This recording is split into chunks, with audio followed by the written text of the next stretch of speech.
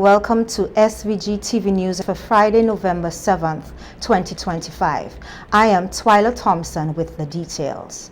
John D. Martin has been reappointed as Attorney General of St. Vincent and the Grenadines following the resignation of Grenville Williams, who recently stepped down after being named a candidate for the Unity Labour Party (ULP) in the upcoming general elections. Martin, who was sworn in today at the Government House, previously served as Attorney General for 5 years before demitting office in 2022, when Williams assumed the role. After taking the oath of office, Martin said he felt honored to be called upon once again to serve, emphasizing that it is his duty to contribute to the country whenever called upon. When the call for me to serve my nation on this second occasion came, my prior obligations and commitments loomed large before me. I, however, humbled myself to the reality that it is a call to national service, especially at this critical time in our history, when an election is imminent in which the people will determine through their democratic constitutional freedom of choice our next steps as a nation. The call to service had to be in the affirmative in all the circumstances. I am returning to the duties I would have handed to former Attorney General Mr. Grenville Williams Esquire only 3 years ago. I know that he has made this nation proud with his above excellent service in that short space of time. I vow to continue to perform above excellence and with everlasting love for my country, St. Vincent and the Grenadines. The swearing-in ceremony was witnessed by Prime Minister Dr. Ralph Gonsalves, Governor General Dame Susan Duggan, Commissioner of Police Grenville Williams, and members of the legal fraternity, as well as family and well-wishers. In her remarks, Governor General Dame Susan Duggan noted the importance of the appointment given the current political climate, stressing the nation must have an Attorney General in office at all times to ensure continuity in the administration of justice and government affairs. Know that this time would be a hectic period for the Honorable John D. Martin, but he's up to it. He has served as Attorney General before, and I'm sure he'll continue to do his very best to make sure that everything is done in accordance to the law and done expeditiously. I know that it's a good choice, Honorable Prime Minister, and we thank him for his service before, and I'm going to thank him in advance for what he has accepted to do.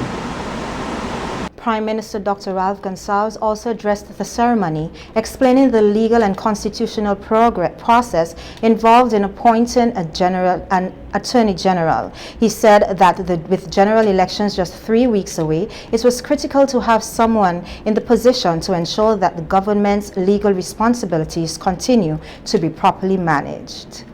He could have asked for an extension of his term in office as a public service Attorney General, but then as a public servant he would have had to go through the process of seeking election leave and the like. There was no need for all of that, and he preferred to have a break, a clean break. Therefore, when he's nominated on Monday, God's willing, he will not be having to say that he's a public servant and then he has gotten special leave, special election leave. John D. Martin has served before with distinction,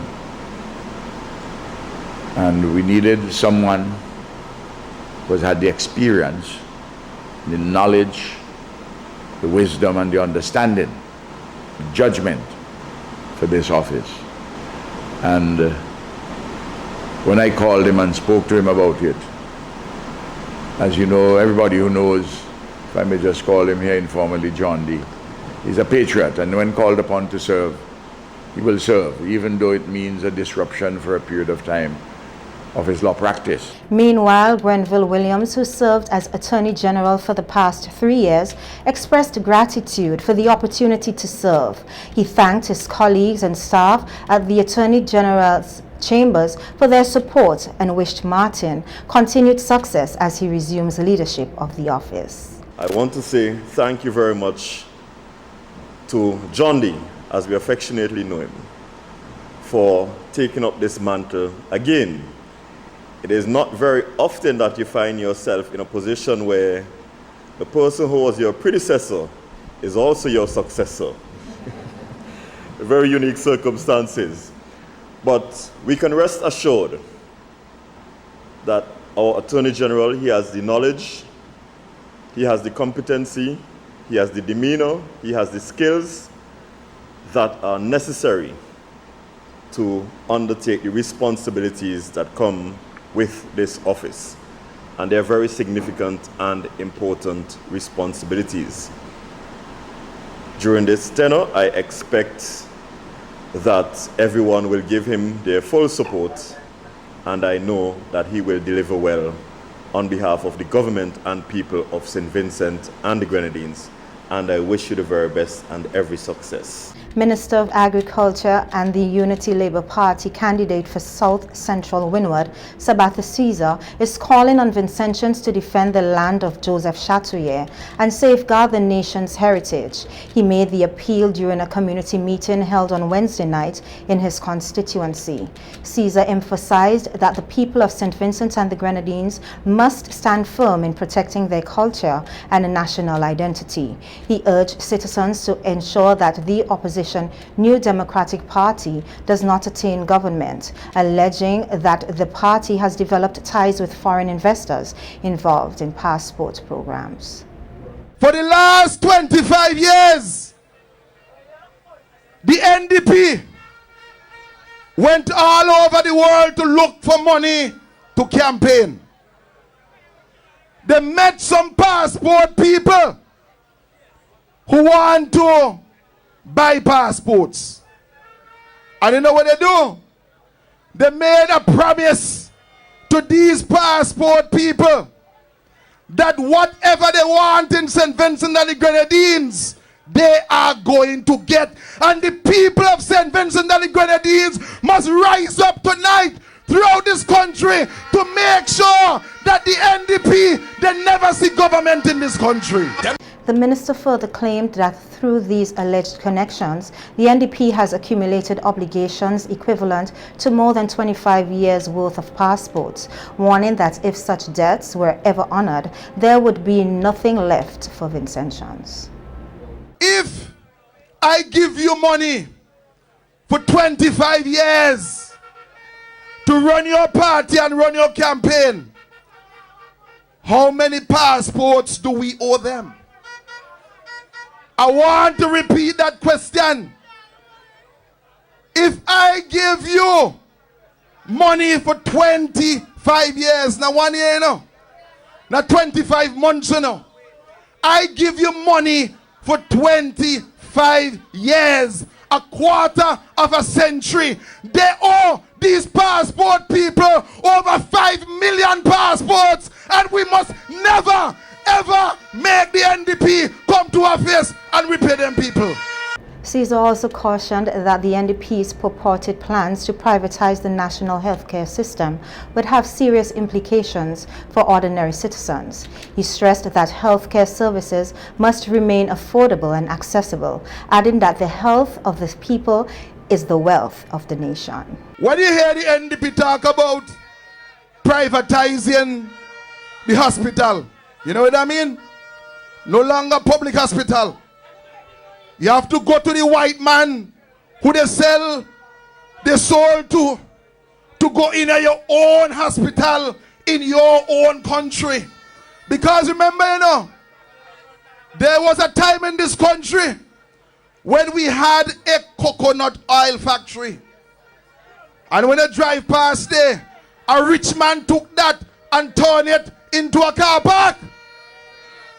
When the car find money, and when the car find passports to pay back the people,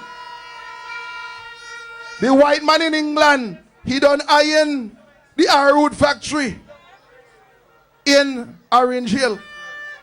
The white man in England done iron. Lord, that's what we fixing up. He coming for that. He won't come for that. I want to tell you this.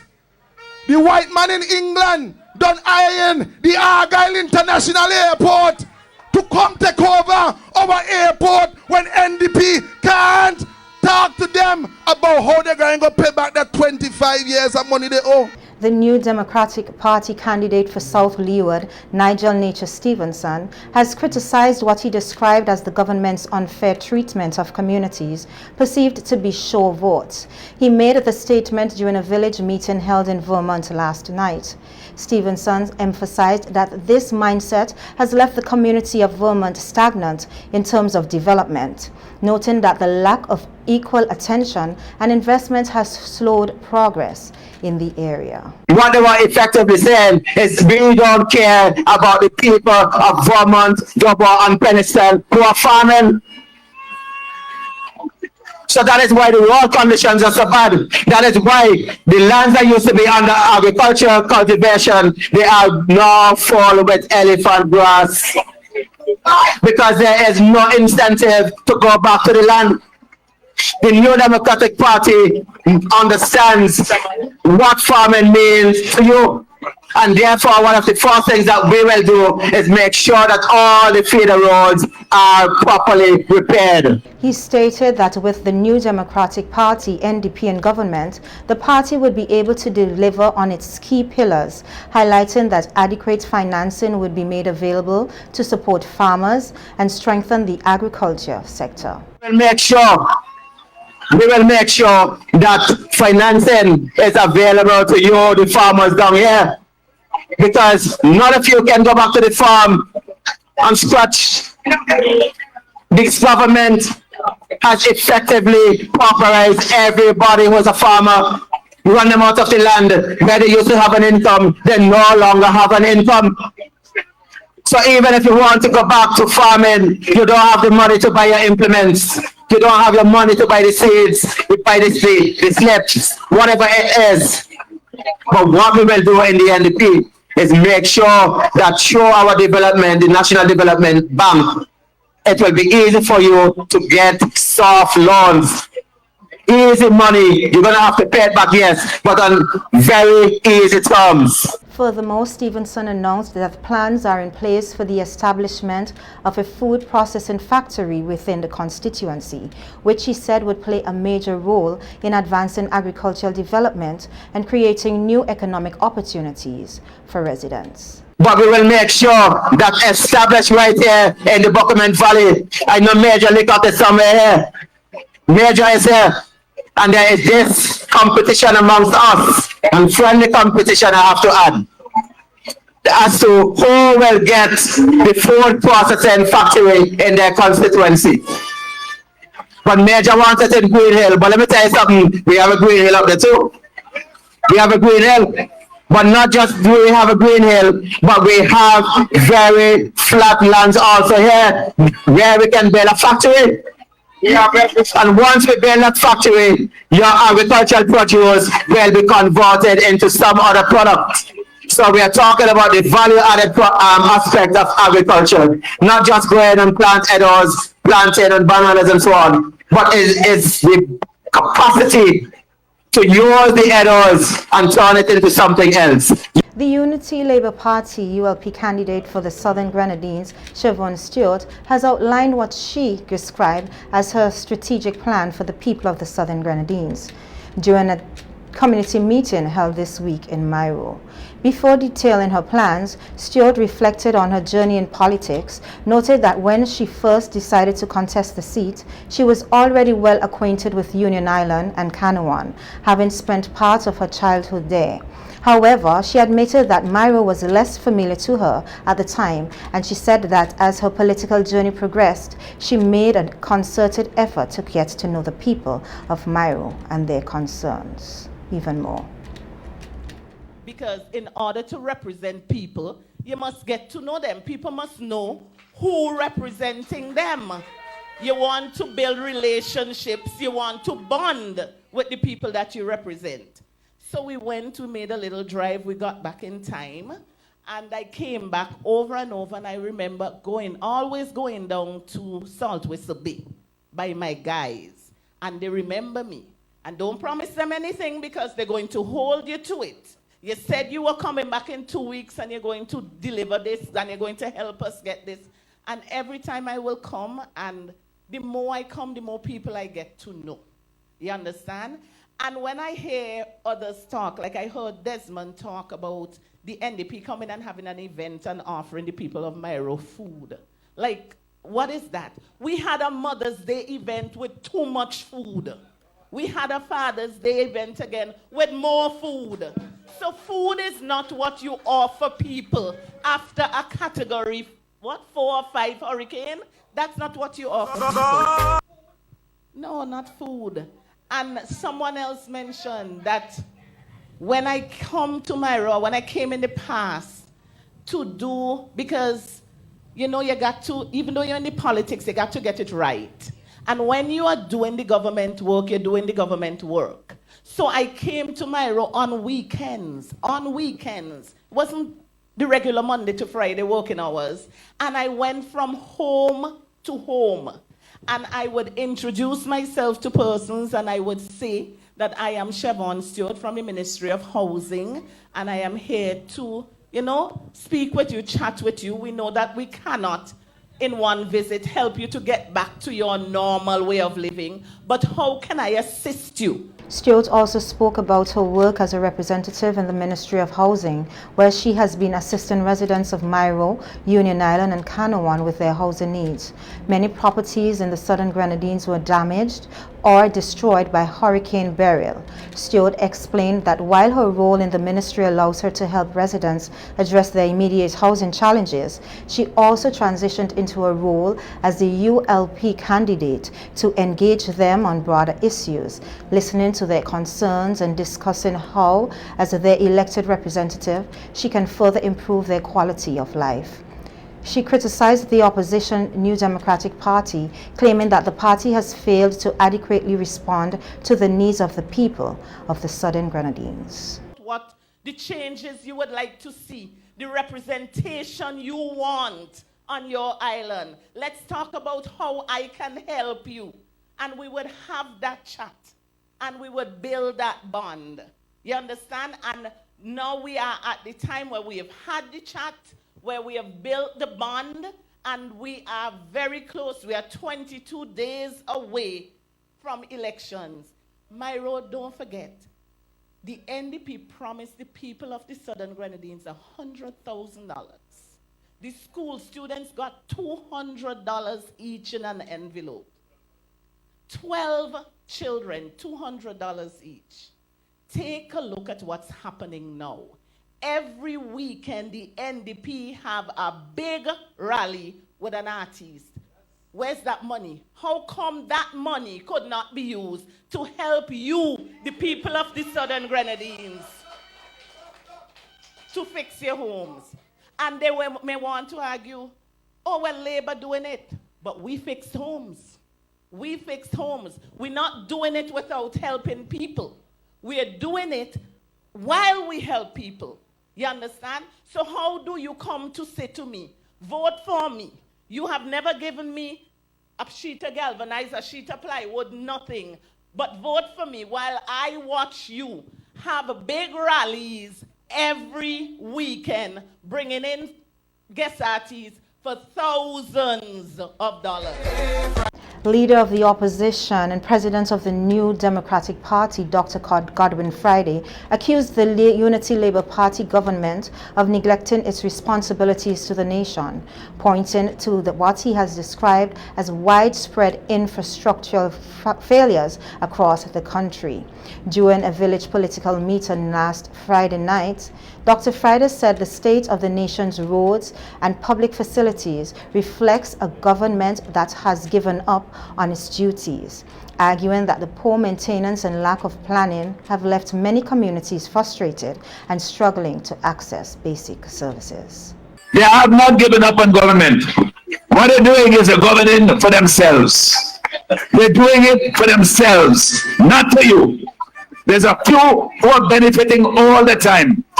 They eat already, as somebody tell me, and they're eating again. So it don't matter which project they build. The bigger the project is, the more they're eating.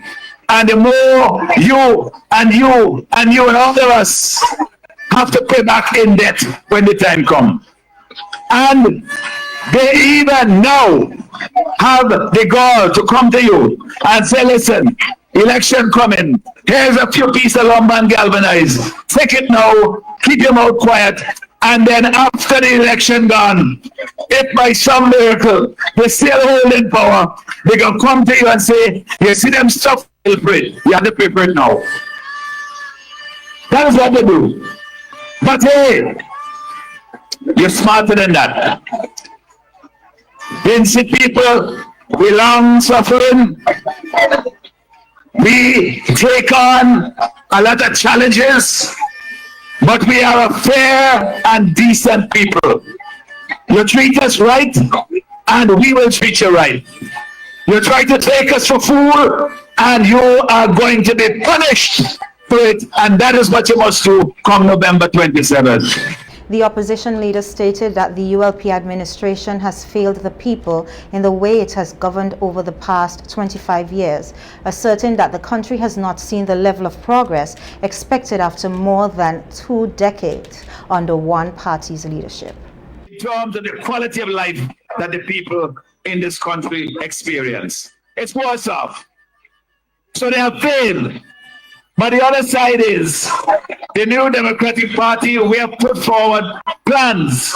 We are the only party in this contest that have put forward a comprehensive plan to develop the economy of the country and to make life better for our people.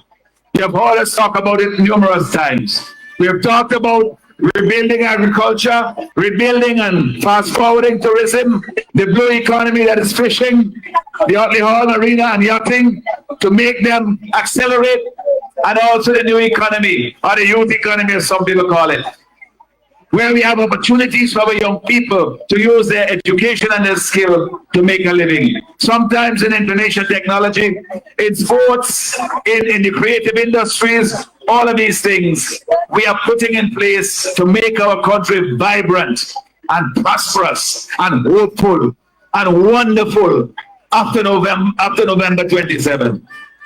So all it takes now is for us to come together, as my colleague said, and work like hell to get this done, because they're not going to let it go easily. Things too sweet for them. They've been enjoying the spoils for too long, so they're not going to let it go. We have to take it from them. We have to wrest it from them. And the way we do that is for all of us to come together, because let's not underestimate them. They are well entrenched. They've been there for a long time. They know how to hold on to power.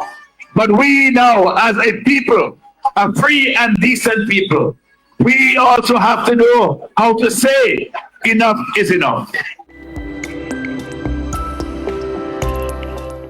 While many former LIAT employees in other Caribbean countries have received compensation and benefits from their respective governments, former staff in St. Vincent and the Grenadines say they're still waiting 5 years after the airline ceased operations.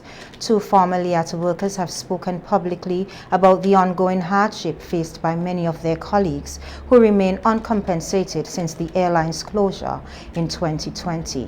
Kaishma Williams, a former LIAT employee, said she only gained employment earlier this year and described the past few years as a period of significant struggle. It's been quite an adjustment since 2020, because this new way of living has been quite a challenge, because as Mr. Warren said, financially it has placed a lot of us in different brackets now.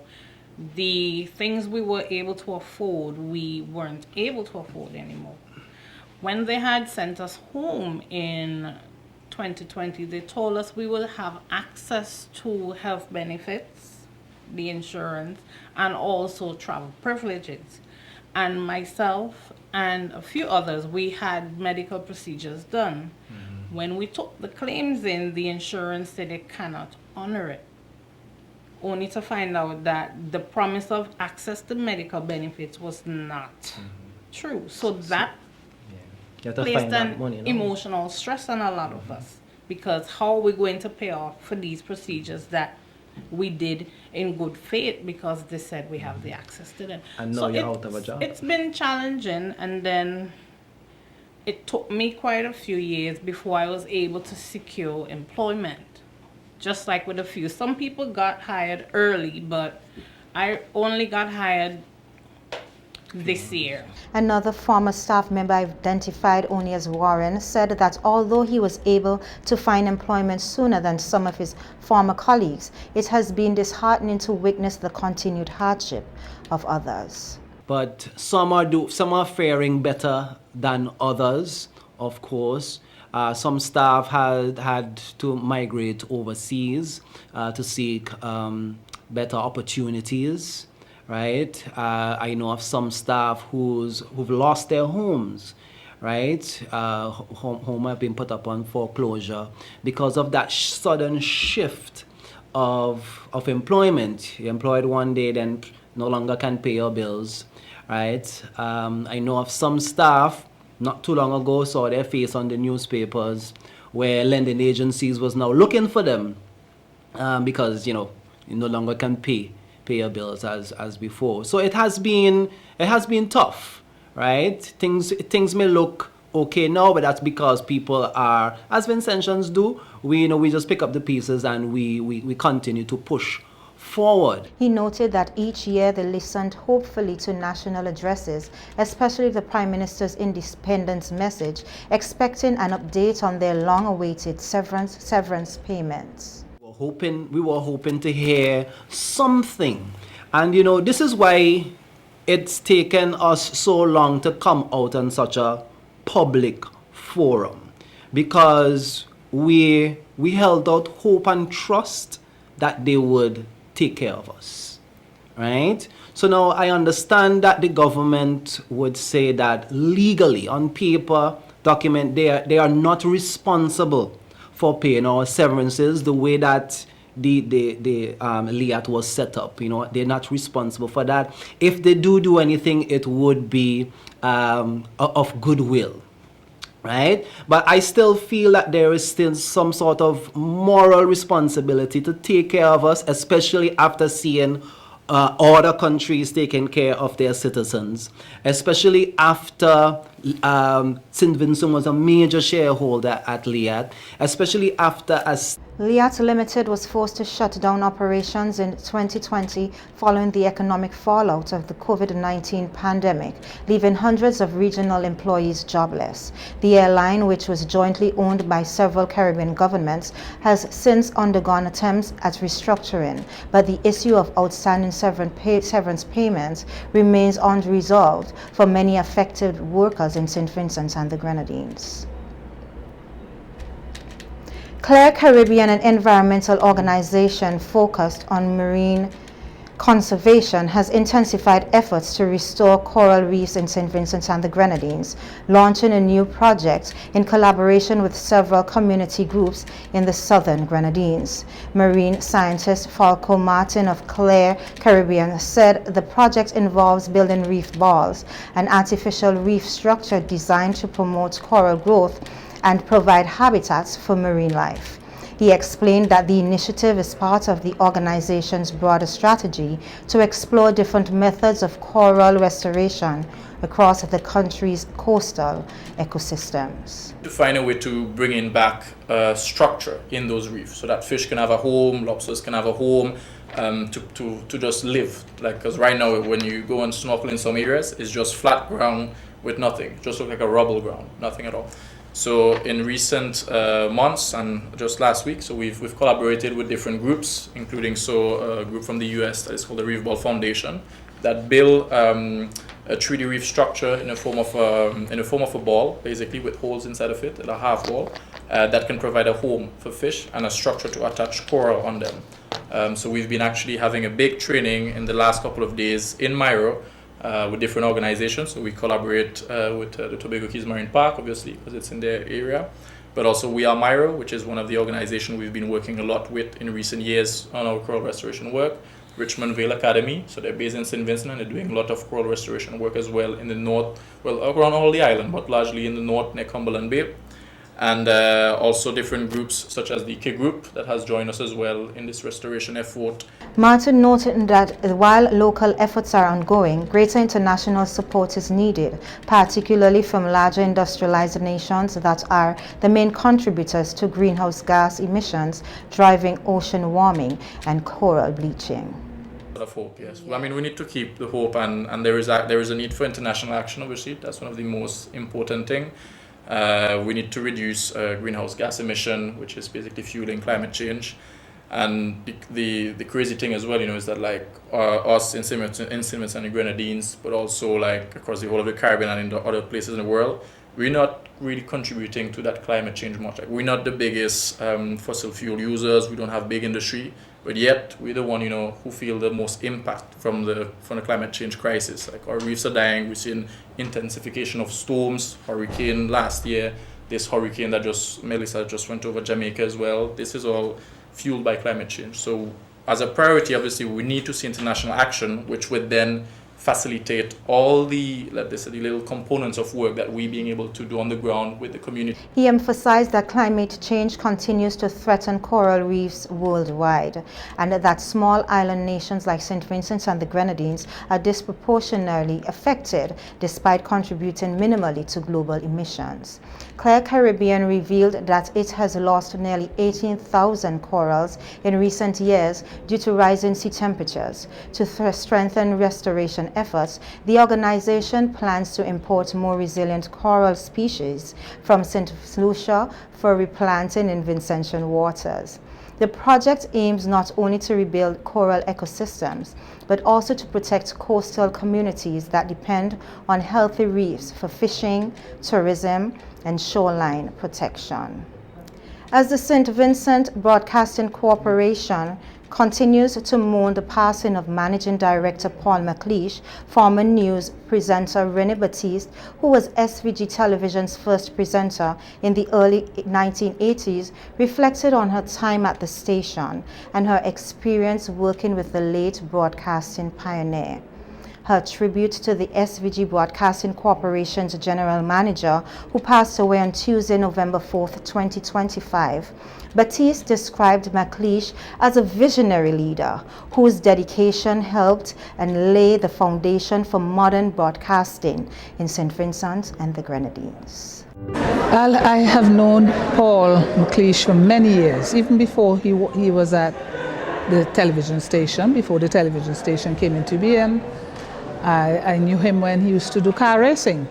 He was an avid car racer, you know, in St. Vincent. And then in 1982, I was invited by members of the board of directors of the company to accept to be the newscaster for the television station, and I began there this December in 1982. Just three of us, Paul Macleish, Varen McCree, and Aaron Gibson. Aaron was grips. Paul and McCree will alternate with camera, and they will alternate being the switcher. And I was fortunate in that when I was asked to do the news, I had a client that had a Reuters service and a Kana service. So when I came on with the news, people were kind of like surprised. They didn't know you can get that much news. And that is because they didn't have access as a television station. They did not have access to the news services. They introduced a lot of new things because that was the first time we were having any sort of thing like that. And at that time we had to run the movie, project it on the wall in the studio to get it broadcast. Then outside broadcast, I encouraged him to come to the children. I was a Sunday school teacher at the Anglican Church. Lessons, and every one of those 14 kids are professionals, some of them super professionals today. Then he got the technical ability to do outside broadcasts, And I was very happy and pleased for that little spot in history. And when the camera rolled and I say, "But there, I'm René Batiste, we're broadcasting live from SVG Television at Victoria Park." That was a moment. Another highlight of outside broadcast would be Independence Parade.